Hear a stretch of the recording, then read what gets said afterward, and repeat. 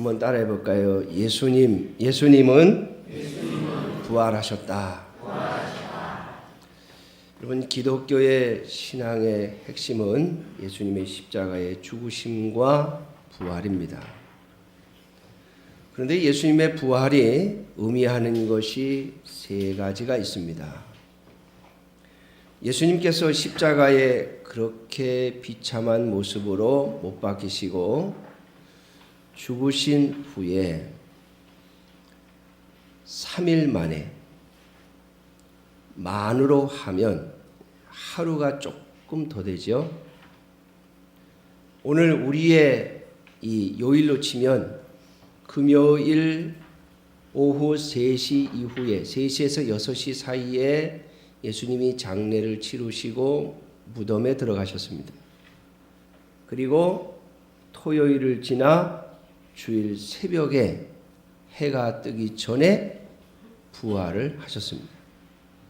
그래서 3일 만에라고 하는 이 우리의 신앙 고백은 만으로 3일을 말하는 것이 아니라 날짜 수로 장례되신 날, 그리고 무덤에 계신 날, 그리고 부활하신 날까지 해서 3일을 말하는 것이죠.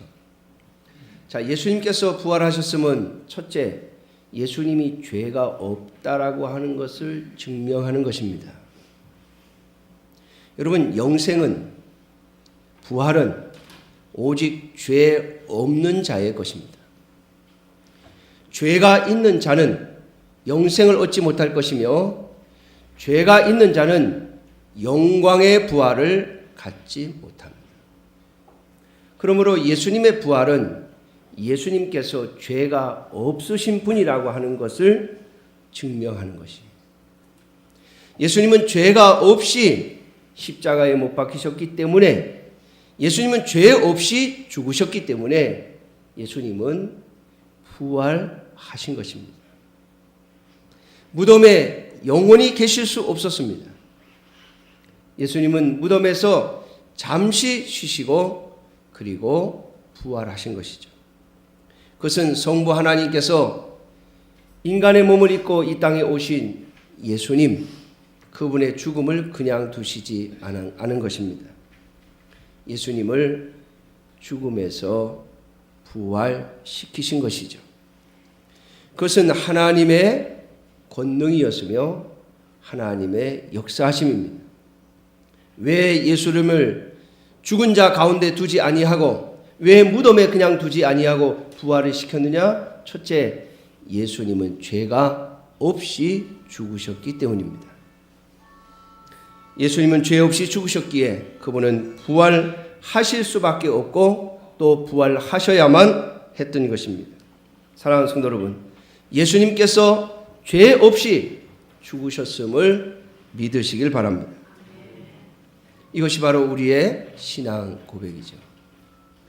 그러면 예수님이 죄가 없는데 왜 죽으셔야만 했습니까?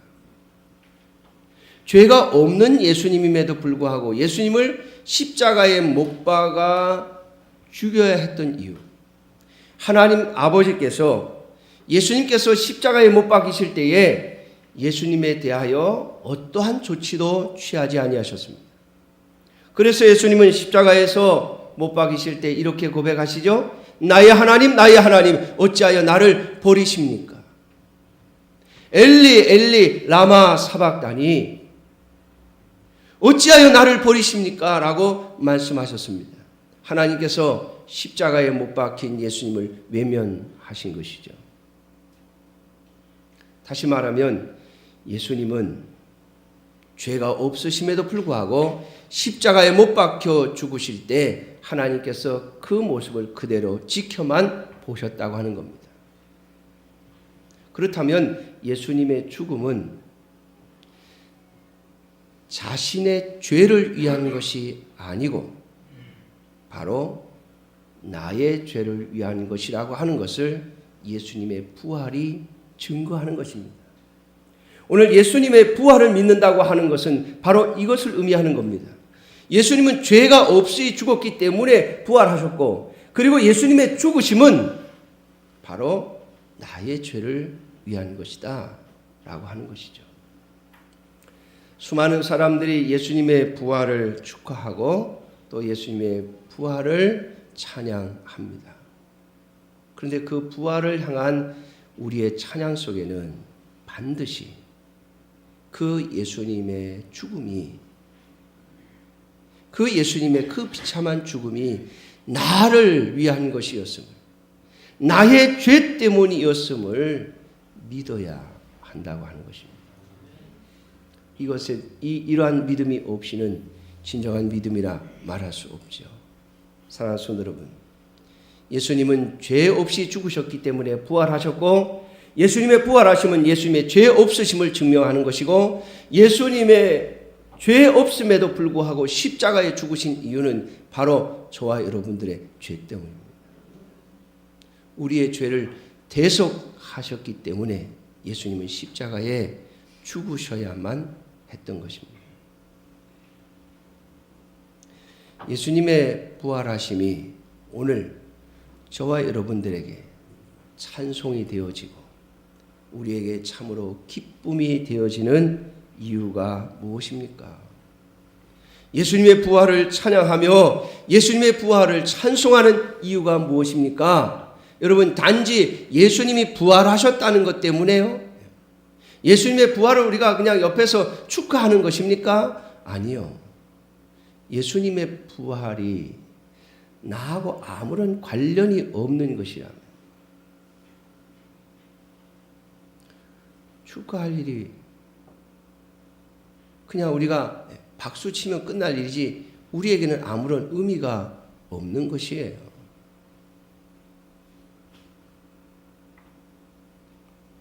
여러분, 내가 아는 사람에게, 내가 아는 어떤 이웃에게 좋은 일이 있었습니다. 축하해 줄 일이죠. 그러나 그 일이 나하고 아무런 상관이 없다면 나에게는 아무런 유익이 없는 것이죠. 여러분, 우리가 예수님의 부활을 축하하고 예수님의 부활을 찬양하는 이유는 바로 저와 여러분들이 내가 부활할 수 있다라고 하는 증거를 얻었기 때문입니다. 예수님의 부활이 곧 나의 부활을 증거하는 것이기 때문에 그렇습니다. 자, 예수님은 죄 없이 죽으셨기 때문에 하나님이 부활을 시키셨습니다. 그리고 그의 죽음은 바로 우리의 죄를 대신한 죽음이었습니다. 그렇다면 여러분, 오늘 예수 그리스도의 십자가의 죽으심이 나의 죄를 위한 것이라고 믿는 모든 하나님의 백성은 자신의 죄를 예수님께서 대신 값을 지불하셨기 때문에 우리는 죄 없는 자가 된 것입니다. 다시 말하면 우리를 의인으로 하나님이 인정해 주셨다고 하는 것을 의미하는 것입니다.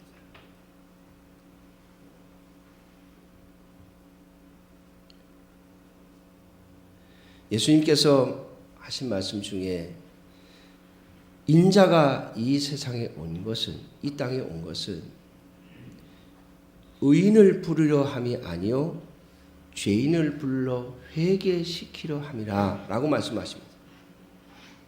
왜냐하면 이 세상에 의인은 단 한 사람도 없기 때문입니다. 그러므로 주님은 의인을 부르러 온 것이 아니라 죄인을 부르러 오신 것입니다. 그 죄인이 회개하고 하나님 앞에 엎드리면 그 사람은 주님으로부터 죄를 용서함 받고 의인이 되는 것이죠. 사랑하는 성도 여러분, 그래서 하나님은 우리의 믿음을 보시고 우리를 의롭다고 하시는 것입니다. 그러므로 우리가 예수 그리스도의 죽으심이 나의 죄를 대신한 것이라고 하는 것을 믿는다면 우리는 우리의 죄값을 지불했기 때문에 하나님 앞에서 예수 그리스도 안에 서면 우리는 죄인이 아니라 의인이 되어지는 것입니다. 그러므로 예수님께서 죄가 없이 죽으셨기 때문에 하나님께서 예수님을 부활시키신 것처럼 우리의 죄값을 예수님이 대신 지셨기 때문에 우리는 하나님 앞에 부활을 얻게 될 것입니다. 그러므로 예수님의 부활은 바로 저와 여러분들의 부활, 그 부활을 증거하는 증거가 되는 것입니다. 그러므로 사랑하는 성도 여러분, 모든 믿음의 사람들은 바로 예수 그리스도께서 부활하심을 믿었기 때문에 자신의 부활도 믿는 것입니다. 종종 그런 말을 하시는 분들이 있어요. 죽어봐야 알지. 여러분, 그렇습니다. 이 세상의 모든 일, 우리 인간은 지나봐야 압니다. 지나봐야 우리의 삶이 어떻게 될지, 우리의 마지막이 어떻게 될지 그때서야 압니다. 그러나 하나, 믿음을 가진 자들은 죽기 전에 압니다. 부활을 확신합니다.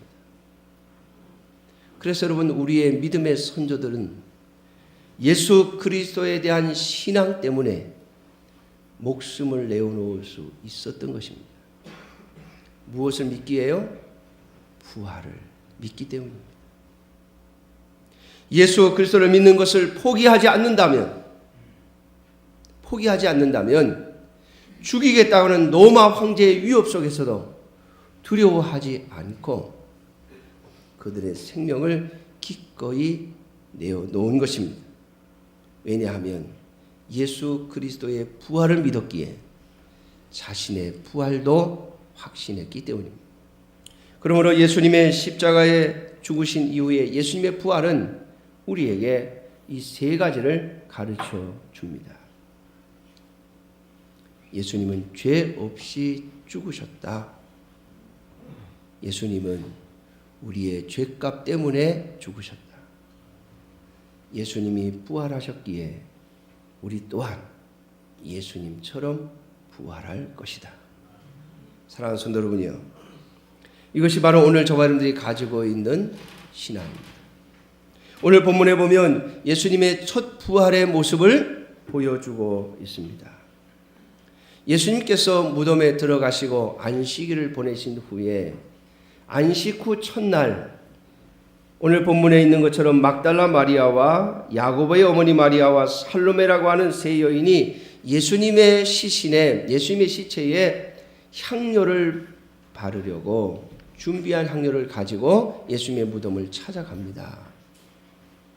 그런데 가보니까 무덤 문이 열려 있는 거예요.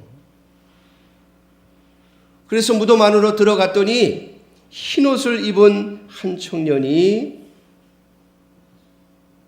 예수님의 시신을 둔 우편에 앉아 있으면서 이 여인들을 맞이하는 겁니다. 오늘 본문에 보면 5절에 한 청년이 우편에 앉은 것을 보고 놀라매라고 말하고 있습니다. 그런데 이 청년은 바로 천사이죠. 이 여인들에게 말합니다. 놀라지 말라. 여러분, 마태복음에는 두려워하지 말라, 그렇게 무서워하지 말라 이렇게 말씀하고 있습니다. 사랑하는 성도 여러분, 이 여인들은 오늘 천사를 보고 놀랐습니다. 그런데 여러분, 오늘 저와 여러분들은 무엇을 보고 놀래야 하겠습니까? 이 여인들은 천사들만 보고 놀란 것이 아니죠. 천사들만 보고 무서워한 것이 아닙니다. 첫째는 예수님의 시신이 없어졌어요. 예수님의 시신이 없어졌어요. 근데 이 천사가 하는 말이 뭐라고 그럽니까? 한번 따라해 볼까요? 너희가 십자가에 못 박히신 나사렛 예수를 찾는구나. 그가 살아나셨고 여기 계시지 아니하니라. 아멘.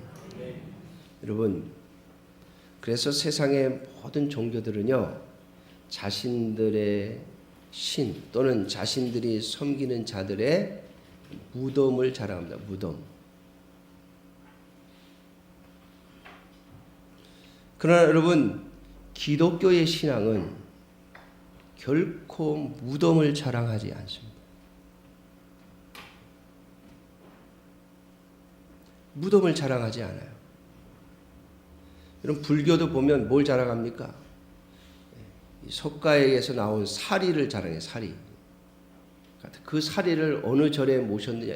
우리 절에는 이 석가의 사리가 몇 개 있느냐. 이게 중요해요. 있느냐 없느냐가 따라 달라요. 여러분, 유교는 뭘 자랑합니까? 무덤을 자랑해요. 무덤.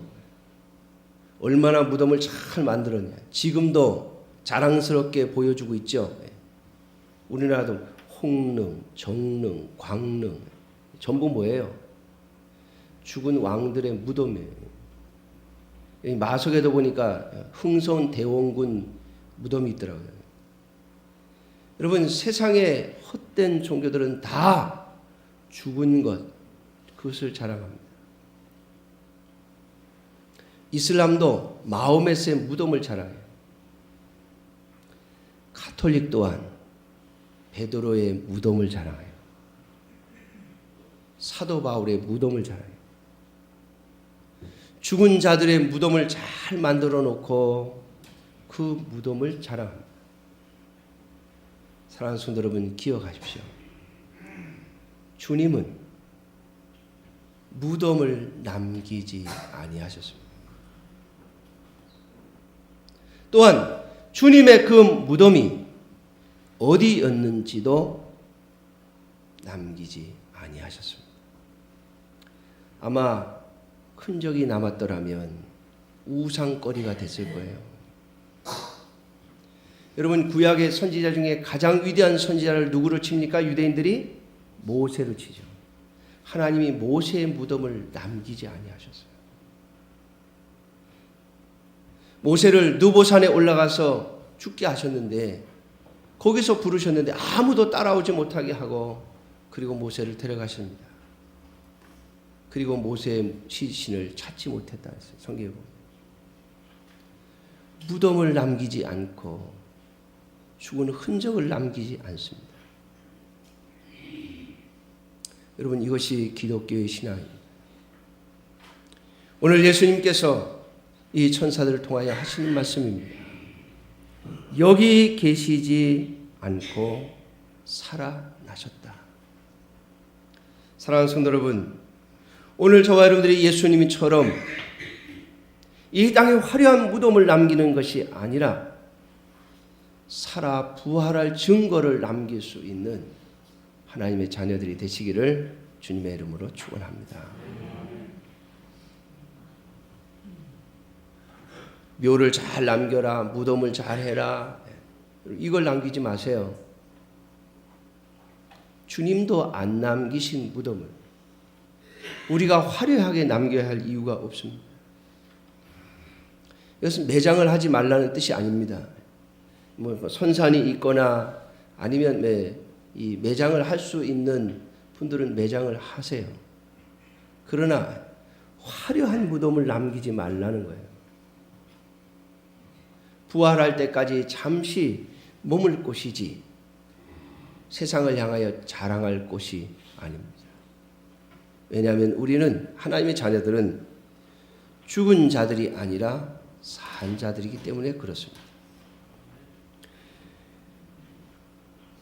예수님은 무덤에 계시지 않고 살아나셨습니다. 그래서 오늘 이 여인들에게 놀라지 말라고 이 천사를 통하여 말씀하시는데도 불구하고 이 여인들은 오늘 본문에 보면 8절에 여인들이 몹시 놀라 떨며 나와 무덤에서 도망하고 무서워하여 아무에게 아무 말도 하지 못하더라. 여러분, 예수님께서 살아나셨다는 것, 여러분, 인간의 마음과 인간의 생각으로는 절대 믿어지지 않습니다. 예수님의 제자들도 예수님을 따르던 여인들도 믿지 못했습니다. 오늘 마가복음에는 간단하게 말하고 있지만은 다른 복음서에 보면 예수님의 부활하신 모습을 목격했는데도 불구하고 여인들은 동산지기인 줄 알았고 제자들을 향하여서 우리 선생님의 시신이 없다고, 우리 선생님 시신을 누가 훔쳐간 것 같다고 여러분 이렇게 말을 했습니다. 사랑하는 성도 여러분, 놀라지 마십시오.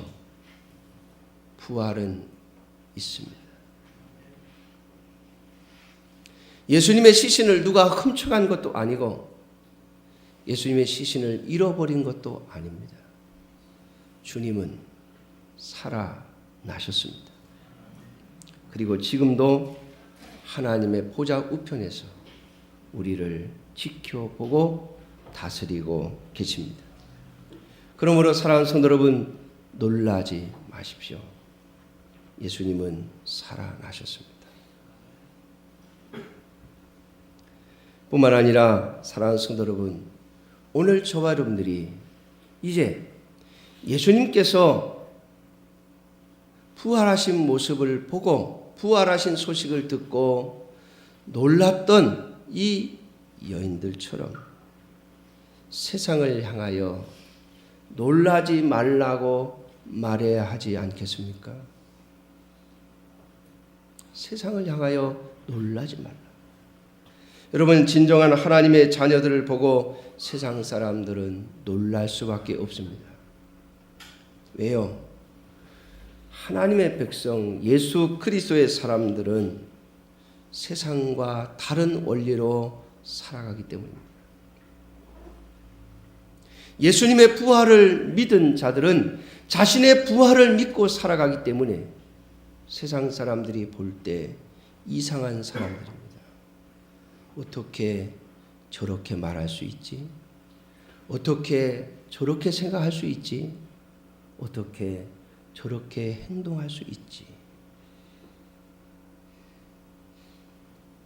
부활을 믿기에 죽음을 두려워하지 않는 삶, 죽음을 두려워하지 않는 말, 죽음을 두려워하지 않는 행동을 하기 때문입니다.